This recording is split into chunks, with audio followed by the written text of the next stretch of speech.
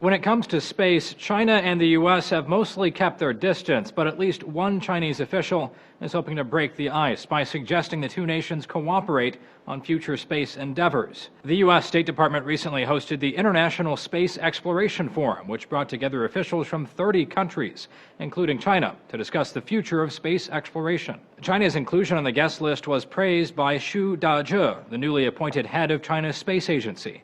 He told China Daily, "We're willing to cooperate with all the countries in the world, including the U.S. and developing countries." The statement marked a rare moment of camaraderie between two nations who've traditionally had a cold relationship in space. In fact, due to a 2011 spending bill, NASA cannot engage in any sort of joint scientific cooperation with China. The author of the language that blocked cooperation, Representative Frank Wolf, said dealing with China boils down to a moral issue.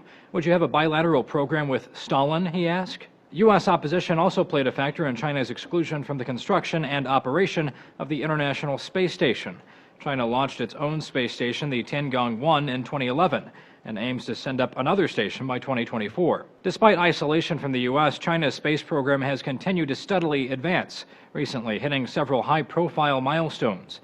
In December, the country became the third nation ever to successfully land a rover on the moon. A writer for the BBC says China's recent string of successes should galvanize the U.S. to develop closer ties with the burgeoning space power. The truth is that with European and Russian help, China is going to develop its space program anyway, and it is hardly short of ambition. An international mission to Mars would be far more palatable to American voters than a Chinese one.